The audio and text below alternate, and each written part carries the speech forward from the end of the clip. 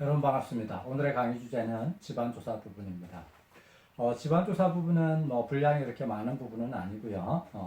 그런데 이제 지반조사 부분에 대해서 여러분들 기사 1차 시험에서도 지금 언급이 되고 있고, 기사 2차에서도 지금 언급이 되고 있습니다. 그래서 전반적으로 지반조사의 이 종류별 특징, 이런 것들을 여러분들 같이 살펴보겠고요. 그리고 이 지반조사 부분에 포함을 해서 도로 동상 부분도 같이 여러분들하고 살펴보고자 합니다.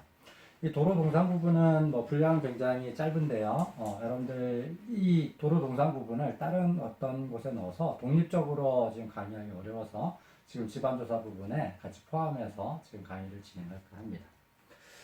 자, 지금 이제 여러분들 지반조사를 하는데요. 지반조사를 하는 이제 이 계략적인 이런 단계가 되겠습니다.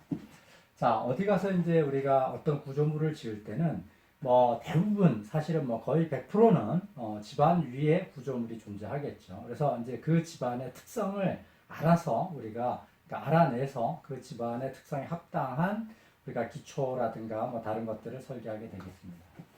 자, 그래서 집안이 어떻게 생겼는가, 어떤 구조를 가지고 있는가, 그리고 그 집안의 공학적인 특성이 어떤 건가를 알아내는 이 전반적인 작업들을 우리가 집안조사라고 얘기를 하고요. 집안조사는 예비조사 단계와 본조사 단계로 나눕니다. 예비조사는 말 그대로 자료조사, 현장답사, 계략조사, 정말 계략적으로 이제 조사를 하는 것이죠. 이것의 바탕에서 정밀조사, 그다음에 보충조사를 수행하게 되는데, 여러분들이 집안에 대한 정보가 이 사전 정보가 전혀 없다면 어떤 지금 그 집안이 어떤 공학적인 문제를 야기할 것인가 하는 것도 사실은 계략적으로라도 추정하기가 대단히 어렵죠. 그래서 지금 여기 있는 예비조사라고 하는 거는 대상 집안이 계략적으로 어떻게 생겼는가, 어떤 지금 특성이 있는가를 파악하기 위한 것입니다. 그래서 만약에 점성토의 깊은 심도에 지금 연합 집안이 존재한다고 하면 본조사 과정 중에서 안밀하고 관련된 이런 조사를 굉장히 강화해서 여러분들 집안 조사를 수행하게 되겠죠. 그래서 예비조사 단계에서는 지금 계략조사를 통해서 지금 본조사에서 어떤 것들을 조사할 건가 하는 것들을 파악하는 이런 단계가 되겠습니다. 통상적으로 우리가 이 예비조사 단계에서도 주변에 있는 인접한 집안의 특성을 충분히 알고 있다고 한다면 예비조사 단계에서 지금 우리가 보다 상세한 이런 조사를 수행할 수도 있겠습니다. 자, 집안조사 결과, 집안조사의 이제 종류를 지금 이제 나열하고 있는 겁니다. 이 시험법이죠. 그래서 이런 것들이 있다 정도만 이제 소개를 하고요. 이런 것들을 다 지금 얘기하기는 조금 어렵습니다. 그래서 이거는 여러분들 참고적으로 이런 것들을 이제 봐주시면 되겠습니다. 현장 시험에서는 어떤 게 있냐면 구멍을 뚫고, 그러니까 시추공이죠. 시추공을 뚫고 하는 실험들이 여러 가지가 있습니다. 그래서 지금 우리가 관입시험에는 지금 SPT 표준관입시험, 콩관입시험, 그다음에 프레셔메터 테스트 중에서도 종류가 여러 가지가 있고요. 그 다음에 우리가 투수시험 있을 거고요. 다른 배인이라든가 평판지와 같은 실험들도 있을 겁니다.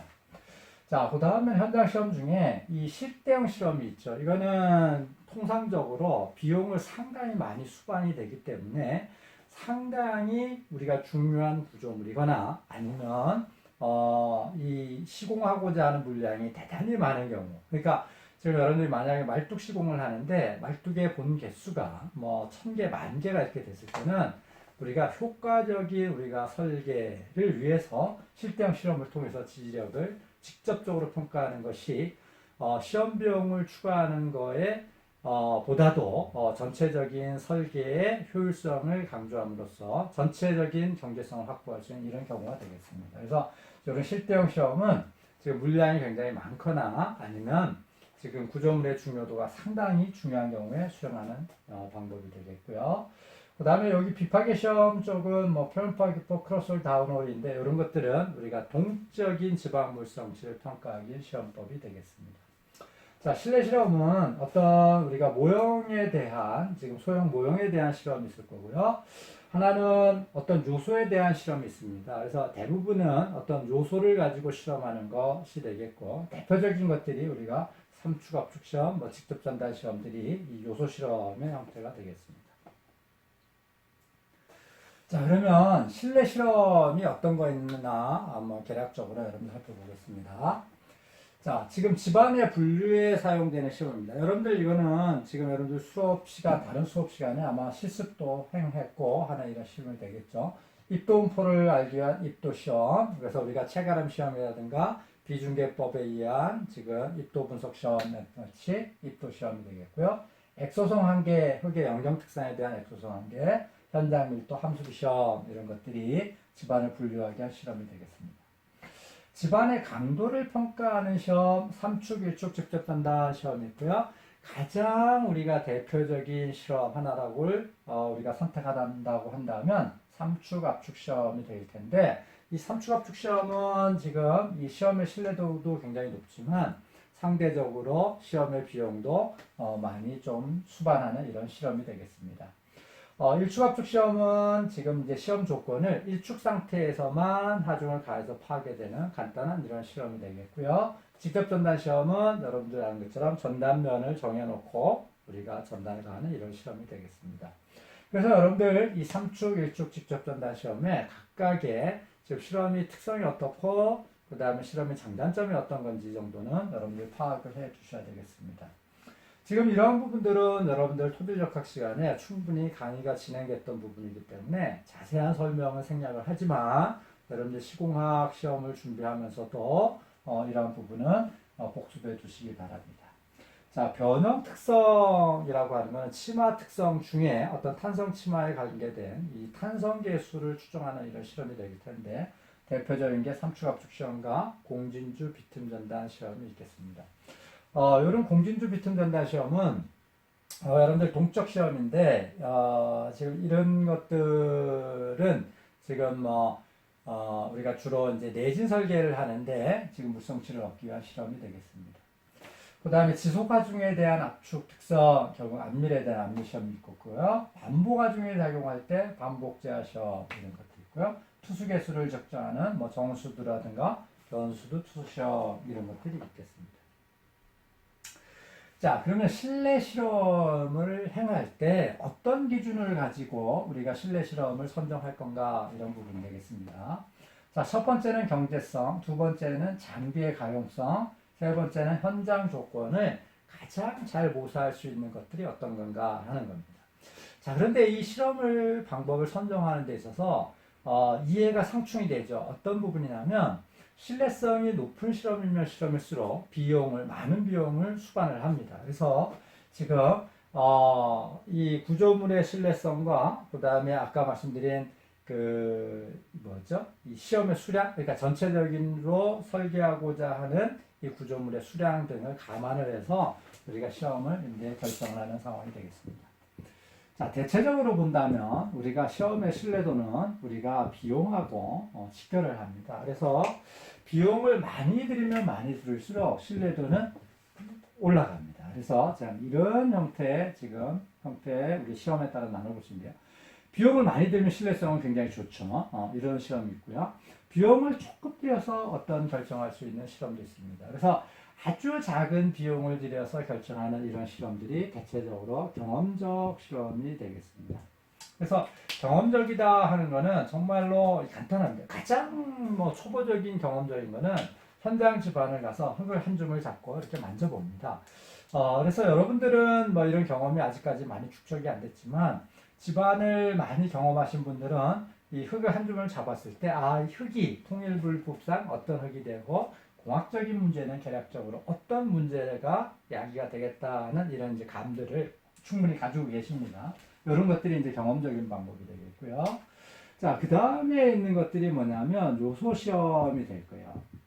그래서 지금 이 요소 시험 중에 그러니까 이 한 포인트의 흙을 가지고 뭔가의 역학적 특성을 평가하는데 이런 것들은 삼축 압축 시험, 직접 전단 시험, 일축 압축 시험들이 존재를 할 텐데 어느 만큼 현장을 모사했느냐에 따라서 이 요소 시험은 상당히 많은 지금 어떤 분포를 갖게 되겠습니다. 자, 그 다음에 있는 것들이 뭐냐면 모사 시험이 되는 거예요. 그러니까 지금 실제 현장의 조건을 최대한 모사한 이런 시뮬레이션 하는 실험이 될 거고요. 마지막에 많은 비용을 들어가면서도 신뢰성이 가장 많은 거는 실대형 실험이 되겠습니다. 그러니까 직접적으로 시험을 해본다 이거죠. 그러니까 말뚝의 지지력을 알고 싶으면 실제 현장에다가 말뚝을 시공을 해놓고 눌러본다. 지지력 평가다. 이거 이상 뭐 확실한 거는 없죠.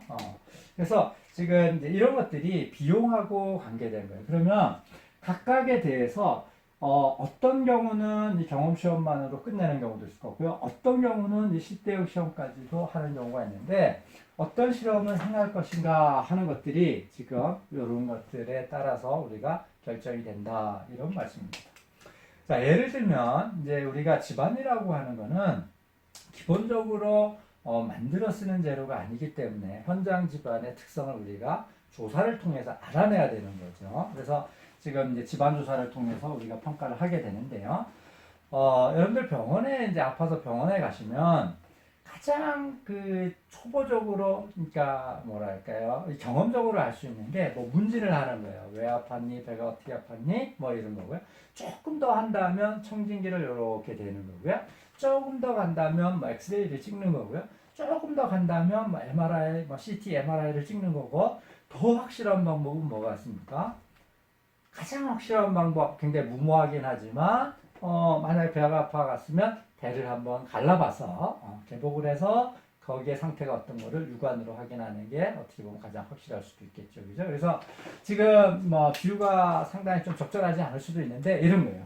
자, 여기에 문진만 하는 이런 실험도 있고요. 엑스레이나 CT 이런 거를 이제 찍고 MRI 찍는 방법도 있고요. 직접적으로 개복을 통해서 직접적으로 이런 것들을 알아볼 수 있는 실험도 존재한다. 이런 겁니다. 그래서 지금 어떤 실험을 행할 건가 하는 거는 지금 아까 말씀드린 것처럼 비용하고 그 다음에 그 구조물이 얼마만큼 신뢰성 있게 수행되냐 하나를 지금 따라서 결정이 됩니다. 자, 요 밑에 있는 그림은 딴 거는 아니고요. 어떤 구조물이 있는데 지금 이 구조물 밑에 있는 이 집안이 하중이 어떤 방법으로 움직일 건가, 어떤 하중을 받게 되느냐 종류에 따라서 지금 이런 하중을 받게 되면 삼축압축 실험을, 이런 하중을 주로 받게 되면 우리가 단순 전달 시험을 수행하는 것이 조금 더 합당한, 그러니까 집안이 받게 되는 응력 조건, 응력 경험을 반영해서 실험법을 결정하는 게 필요하다 하는 지금 그 슬라이드가 되겠습니다. 자, 지금 이제 시료를 채취하는데요. 실내 실험에 이 장점도 있지만 단점이 하나가 이제 존재합니다. 어떤 게 이제 존재하냐면 집안이 이렇게 있으면요. 실내 실험은 기본적으로 어떤 위치에서 시료를 채취를 해서요. 샘플을 채취를 하죠. 샘플을 채취해서 얘를 실험할 수 있는 시편을 성형을 합니다. 스페시멘을. 자, 그런데 자, 웬 시료고요. 시료를 채취할 때 이 부분에 특정한 위치에서 얘를 채취할 수밖에 없어요. 그러니까 전체적으로 집안이 이만큼 있는데 그 중에서 하나를 딱 띈 거예요. 샘플을 띈 거예요. 그래서 이렇게 띈서 실험을 하는 거를 우리가 포인트 테스트라고 부릅니다. 그러니까 한 점의 이 특성을 잘 평가할 수 있는 이런 상황이 될 텐데, 이런 상황에서 가장 큰 문제는 뭐냐면 이 샘플이 시료가 이 집안을 대표할 수 있는가 하는 것이 첫 번째 문제로 이제 대두되는 겁니다. 자, 그러면 이거는 실내 실험의 한계일 수밖에 없는데요. 자, 그러면 이 대표성이 부족하면 어떻게 하겠어요? 샘플을 뜨는 거 여기서도 뜨고 여기서도 뜨고 여기서도 뜨고 각각의 샘플을 여러 위치에서 샘플을 뜨게 된다면 이 집안을 보다 잘 대표를 할 수 있겠죠. 그래서 대표성을 우리가 늘리기 위해서 샘플 개수를 늘린다, 실험 횟수를 늘린다 하는 것은 바로 실험의 비용 증가랑 수반되는 이런 문제가 될 텐데요. 자, 어쨌든 간에 이 실내 실험은 이 샘플을 뜨는 데 있어서 대표성이 하나가 이제 문제가 될 수 있겠고요.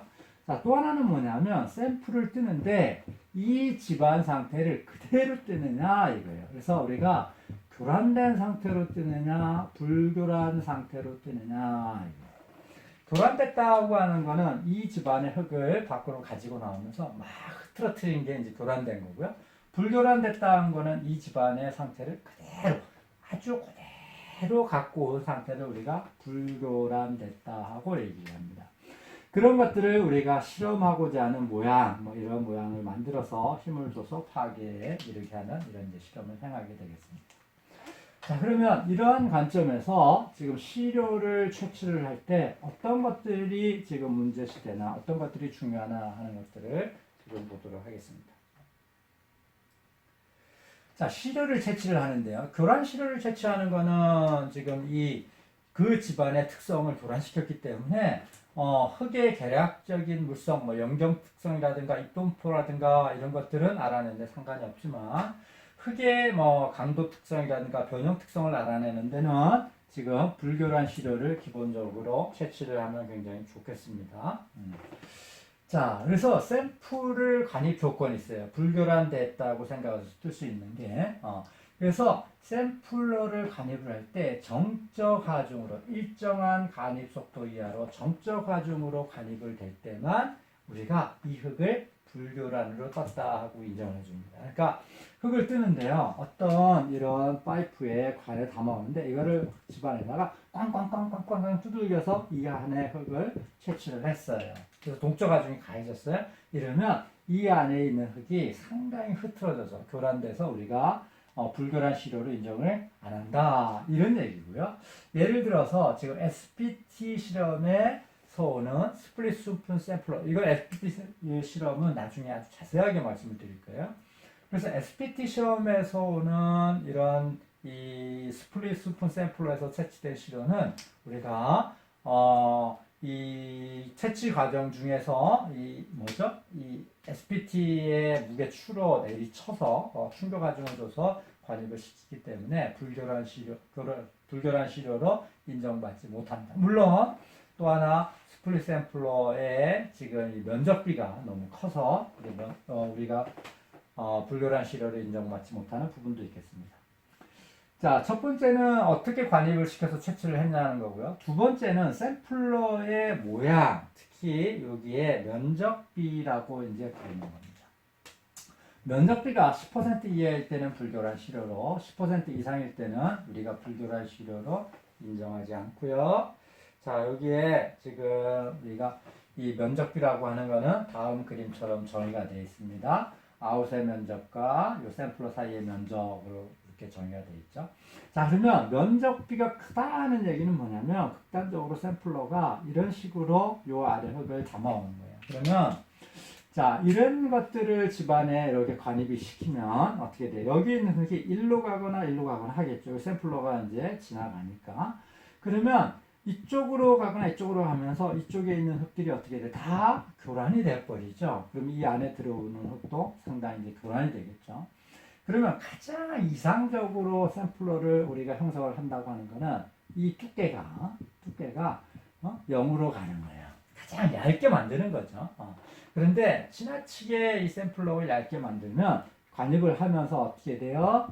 얘가 막 휘어져 버리고 이 샘플러 쓸 수 없겠죠. 그래서 적정한 두께를 샘플러를 형성을 시키는데 이때 두께가 지나치게 커지지 않도록 만들어라. 그래서 그 두께가 지금 면적으로 했을 때 어느 정도 면적비 이하로 들어오라 하고 요구를 하는 겁니다.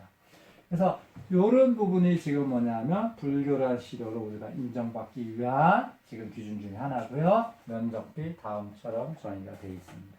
그래서 여러분들은 이게 실내 실험에서 불교란 시료로 인정받는 거는 두 가지 부분이 있다. 하나는 지금 동적인 관입을 하면 안 된다. 정적인 관입을 통해서 샘플을 채취해야 된다. 두 번째는 샘플러의 면적비가 10% 이하인 샘플러를 사용을 한다.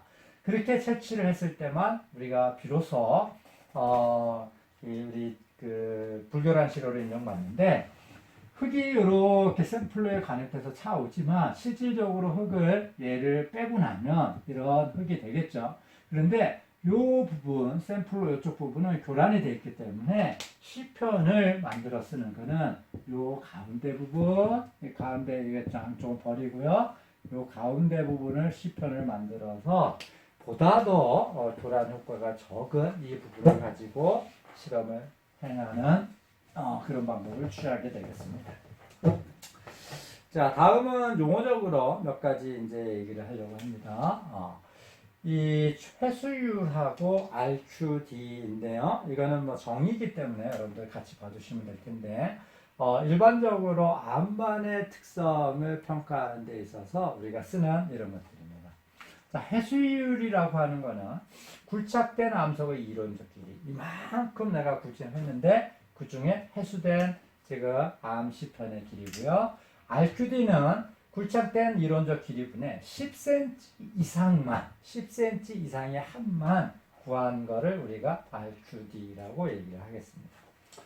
자, 대략적으로 이런 것들이 뭘이냐면 암반이 있어요. 암반이 있어요. 자, 이런 암반과 얘가 균열이 거의 없는 이런 암반이 있어요.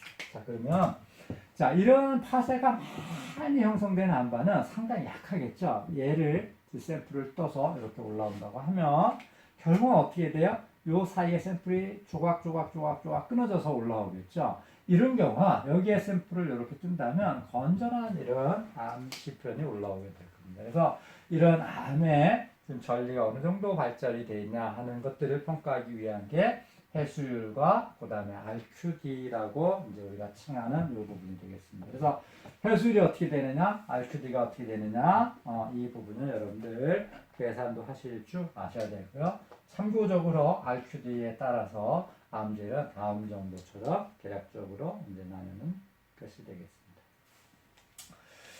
자, 그 다음에는 여러분들이 이제 시추를 행할 때 지금 코어의 비트의 사이즈예요. EX36.5, 자, NX 74.61mm까지 지금 이 코어 비트의 외경이 이렇게 형성이 됐는데 지금 이 숫자까지는 여러분들이 외우실지 필요는 없지만 이게 특히 NX, BX 이런 사이즈는 많이 쓰기 때문에 이것이 사이즈가 EX가 제일 작고 AX, BX, NX로 간다. 이 순서 정도는 여러분들이 파악을 하고 계실 필요가 있겠습니다. 때에 따라서 이런 어떤 것들이 가장 큰 이런 것들이냐 하고 문제를 내기도 합니다. 자, 다음은 우리가 현장 시험에 대해서 이제 살펴보도록 하겠습니다. 자, 현장 시험은 아까 실내 시험에 비해서 시료 채취에 의한 문제점을 극복할 수 있어요. 시료 채취에 대한 문제점은 크게 두 가지가 있다고 말씀드렸어요. 하나는 뭐가 있냐면 그 집안을 대표할 수 있는가 하는 문제가 하나 있고요. 거기서 탁 떠오르는 거니까. 두 번째는 뭐냐면 그렇게 딱 떠올랐던 게 불결한 상태를 유지할 수 있느냐 하는 게 지금 하나 문제점이죠. 그런 것들을 현장 시험은 그 위치에서 바로 실험하기 때문에 이런 것들을 극복할 수 있는 지금 장점이 있습니다. 자, 그래서 현장 시험의 결과를 가지고 직접 설계 가능한데 그러면 현장 실험이 실내 실험보다 월등히 우수한 이런 것처럼 이제 보이잖아요.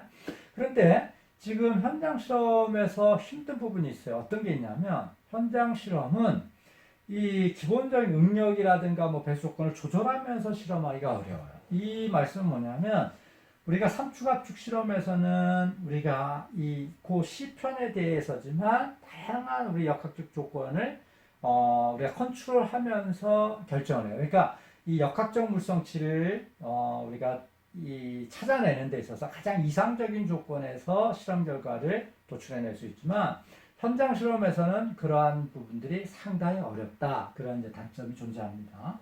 그래서 현장 실험을 가지고 활용을 하는데 현장 실험을 가지고요, 우리가 역학적 집안 정수를 결정을 하는 이런 현장 실험 방법으로 설계하는 게 있고요. 다음은 역학적인 정수, 그러니까 여기는 C값, P값 이런 것들 결정해서 설계하는 것도 있고, C값, P값 자체를 설계를 안 해요. 그러니까 모사 시험 형태로 가서 바로 직접적으로 설계를 합니다. 예를 들어서 말뚝에 지금 여러분들 지지력을 결정을 하는데 소형의 이런 콘을 찔러 넣어봐요. 그래서 이 결과를 가지고 이 말뚝의 지지력을 결정해요. 자, 여러분들 얕은 기초에 지금 지지력을 결정하는데 여기다 소형의 평판을 가지고 평판지하 시험을 통해 나온 지지력을 가지고 이 지금 기초의 지지력, 건축에서는 지내력하고 그러죠. 자, 이런 것들을 바로 설계를 합니다. 이런 것들을 우리가 직접 설계라고 이제 구분이 되겠습니다. 물론 각각에 대해서 장단점이 쭉 있는 상황이 되겠습니다. 자, 지금 이제 이 현장 실험의 대표적인 경우 SPT, 필드밴, CPT, PMT 등을 살펴볼 텐데요. 그래서 지금 이 SPT 부분은 잠시 후에 여러분들 기본적인 실험의 형태에 대해서 보고 다시 얘기를 하겠지만 이 SPT 시험만큼은 정말로 상세하게 여러분들 알아놓으셔야 합니다. 여러분들 이 그림은 여러분들 토질역학 시간에 이제 봤던 책에도 나와 있는 이런 그림입니다. 자, 개략적으로 현장 실험의 종류, 기본적인 특성을 일단 정리를 해보고요. 아까 말씀드린 SPT 시험에 대해서는 다시 자세히 보겠습니다.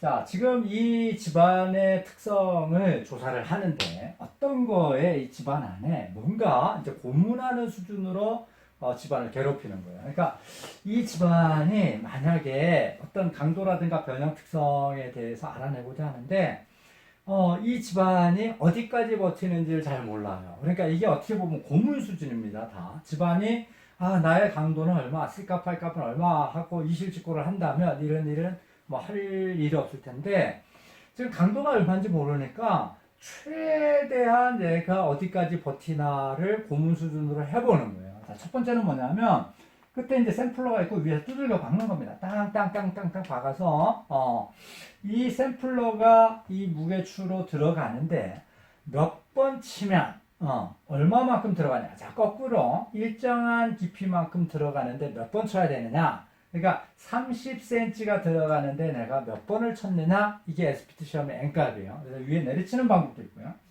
자, 지금 이런 꼬챙이처럼 콘이죠. 꼬챙이처럼인데다 꾹 눌러봐요. 꼬챙이로 찌르는 이런 방법도 있고요. 자, 끝에다가 날개를 달아서 얘를 비트입니다. 그래서 비틀어 보는 거예요. 자, 또 하나는 뭐냐면 지금 여러분 옆에 이 보시면 여기에 탐침을 집어넣고 프로브를 집어넣고요. 옆으로 이렇게 늘려보는 거예요. 옆으로 늘려보는 겁니다. 옆에 있는 거는 일부는 늘려보면서 밑에는 또 찔러보는 거예요. 자, 이런 방법들이 있죠. 자, 그러면 이런 것들에 대해서 개략적으로 지금 보도록 하겠습니다. 자, 이런 위에서 일정한 무게추를 내리칠 때 얼마만큼 관입될 때 내리치는 즉 횟수를 재는 N값을 재는 표준 관입 시험이 있고요. 자, 지금 얘를 꾹 누르는 콩 관입 시험이 있고요.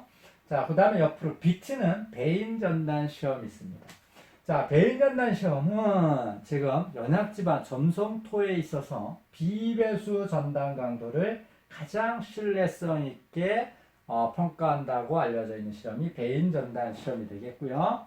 자, 여기 있는 지금 이 공내 저야 시험 프레셔 매트 테스트 PMT라는 시험은 옆으로 이렇게 힘을 주고 있죠. 그래서 수평 방향의 지지력을 알아내는데 상당히 효과적이고, 자, 실험의 특성상 응력 변형률 관계를 현장에서 상당히 잘 우리가 모사할 수 있어서 흙의 변형 특성을 평가하는데 상당히 신뢰성 있는 실험이 되겠습니다.